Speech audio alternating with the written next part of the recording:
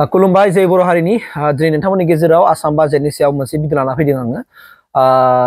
बे भिडिअनि सायावहाय गोबां मानसिफ्रा खुजालिबो जानो हागौ नाथाय सोरबा खुजालि जायखौ आंहा जेबो बुंनांगौ गैया खिन्थु जेनेरेलखौ जेनेरेल आं फोसावगोन मानोना सासे मानसिखौ गासिबो मोजां मोनजोबो बे नंखाया सासे मानसिखौ बयबो सोरबा सासेया गाज्रि मोनखागोन सोरबा सासेया मोजां मोनखागोन आरोखि बे मोजां मोननाय गाज्रि मोननाया गावबा गाव धर्म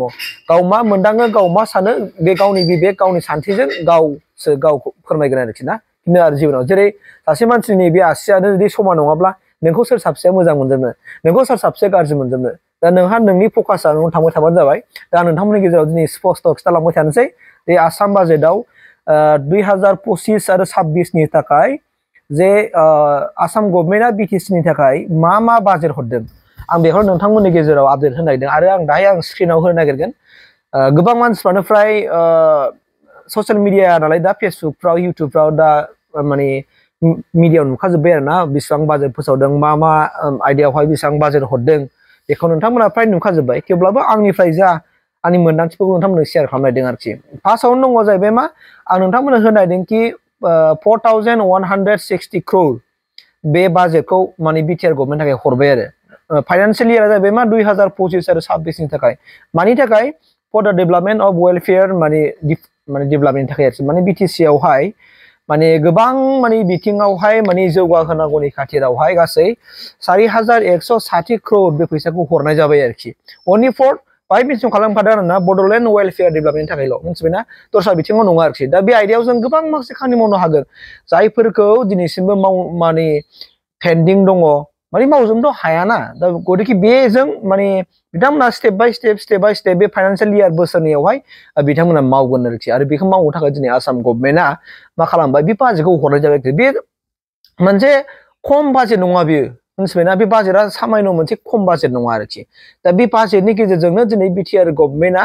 माने मोजाङै मावनो हासिगोन आरोखि गावनि जेनोखि सरकाराव थानाय समाव नङा होमब्ला जे जायफोर खामानिफ्रा दिनैसिमबो जायाखैमोन नङा होमबा बै खामानिफोरखौ जेनेबा रायजो राजाफोरनियाव थांनानै पाब्लिकफोरनि थाखाय नङा होमबा बिथांमोना खामानिखौ मावनो हासिगोन नङा होमबा दानि इउपिपिएल गभर्नमेन्टआ नङा होमबा बा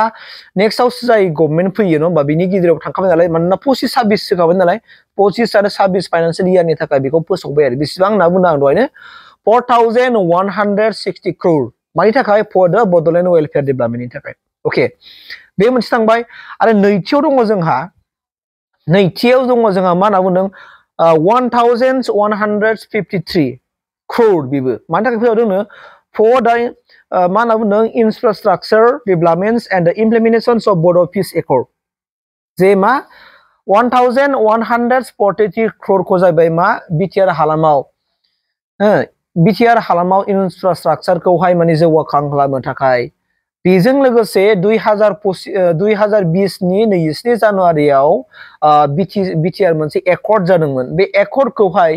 आबुङै इमप्लिमेन्टेसन खालामनो थाखाय एबा मावफुंनो थाखाय बेनि थाखायबो गासै बेखौ मेनसन खालामनानैनो मा होनना बुंदों बिथांमोना गासै 1143 crore दिनै आसाम गभर्नमेन्टआ बिटिआर गभर्नमेन्टनो हरसिगोन आरोखि बेखौ फोसावबाय बाजेटआव अलरेडि बेखौ पास खालामखाबाय आरोखि नङा होमबा दा बिथांमोना मानोना सोर गभर्नमेन्टनो बेसेबां हरनांगौ बा कार्बि आलंआव बेसेबां हरनांगौ डिमा हासावआव बेसेबां हरनांगौ बिटिआरआव बेसेबां हरनांगौ बे गासैबो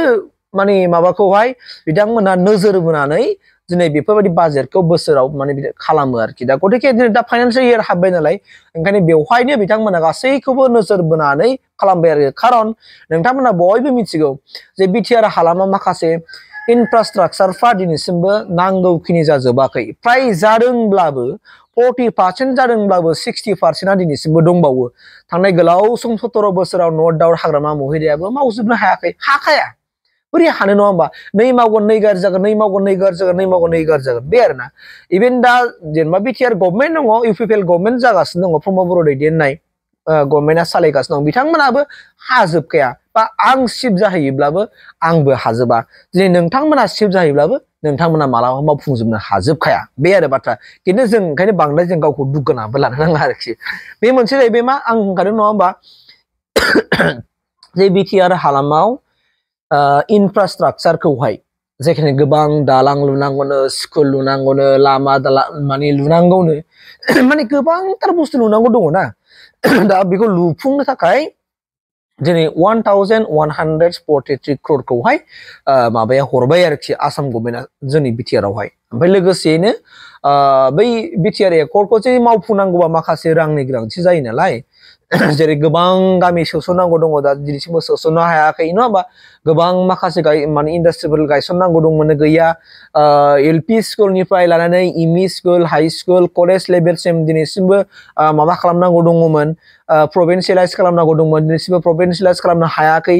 गोबां माखासे दिनै फोरोंगिरिफ्रा दिनै बेस्राफोर गावनि जिउआव बुहुत दुखु खस्थ खालामनानैब्लाबो जानो गैयाब्लाबो दिनै गुबुननि गथ'फोरखौ फोरोङै शिक्षा होनानै दिनै गोबां दिनै फोरोंगिरिफ्रा बा फरायसाफ्रा डक्टर जाहैनो हाबाय सोरबा साख्रि बाख्रि मोनहैबाय बे आरो बाथ्राया गोबां साननो गोनां बाथ्रा दै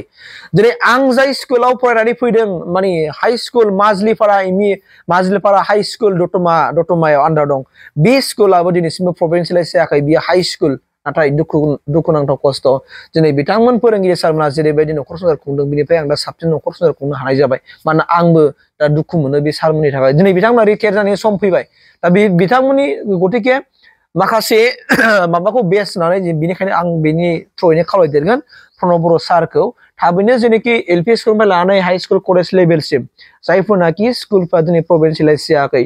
स्कुलखौ प्रभिन्सियेलाइज खालामनो हायाब्लाबो फोरोंगिरिफोरखौ बिथांमोनखौनो जुदि बिथांमोननि साख्रिखौ पारमानेन्ट खालामनानै होयो आं बेनि थाखायसो आंनि गोसो गोमनाय खावलायगोन सार अननानै आंनि गोसो गोमनाय खावलायनाया बे दा जाहैबाय मा मोनसेया जाहैबाय मा लोगोफोर 30 crore फैसा बे 30 crore दिनै आरो हरबावदों मा होनदों जोंनि माबायाव हरबावबाय बिटिसि आव हरबाय मानि थाखाय हरदों जायफोर एनडिबि बिथांमोनहा माने दिनैसिमबो रिहाबिलिटेसन बा एक्स ग्रेसियाखौ मोनाखै आद्रा दं पेन्डिं दं गासै 4000 बाय मेनसन खालामदों 4000 एनडिबि केडारफोरनि गेजेरावनो सोरबाया मोनदों सोरबाया मोनाखै आरो नै दाखालि माखासे मोनलायबाय दा बिदिनो आरो माने स्टेप बाय स्टेप बिथांमोना होबाय थादों नंगौ गासैखौबो खेबसेनो होजोबनो हाया बाजेटनि खोथा दङ जुदि गासैबो फैसाखौनो जुदि बेहाय जुदि हरोब्ला माखासे फैसाखौ बाहा बाहायनो बिथांमोना बे जायो आरोखि ओंखायनो उन सिगां जानाया बेयावनो जादों दा बाहायनो सोरबा गाब्रायनाय सोरबा माबा मोनसे सानब्रेनाय बेयावनो फैया नङा फैदों बिथांमोननि गेजेरावबो एनडिबि बिथांमोननि गेजेरावबो दा बिथांमोना मोनजोबगोन दा 30 crore फैसाखौ हरखाबाय जे एनडिबिफोरनि जायनाखि मोनाखै दासिमबो एक्स ग्रेसिया बा रिहाबिलिटेसनखौहाय बिथांमोनखौ होफुंनो थाखाय दिनै आसाम गभर्नमेन्टआ दिनै बिटिआर गभर्नमेन्टआ हरखाबाय आरो दा बेखौ बिटिआर गभर्नमेन्टआ बिसोरनो बिलाइनानै होनांसिगौ आरोखि मानोना दा 2025 नि 25 आरो 26 फाइनान्सियेल इयारनि थाखाय जे फाइनान्सियेल जेनेखि इयारनि थाखाय दिनै आसाम गभर्नमेन्टआ गासैखौबो माने बिलाइनानै रानसारनानै होजोबखाबाय सोर बहा मा होनो बबे डिपार्टमेन्टआव बेसेबां होनो मा गावसिनि स्टेटआवबो रानबाय आरो स्टेटनि सिङाव थानाय जेसेबांनाखि काउन्सिलफोर दङ अट'नमास काउन्सिलफोर दङ बिथांमोननि थाखायबो बिथांमोना बाजेटखौ थि खालामनानै दिनै रानसारनानै होखाबाय आरोखि दा गतिके मिजिंथिदों बे जेनेखि फैसाखौ लानानै दिनै जोंनि मा होननानै बुंदों जोंनि बिटिआर आवबो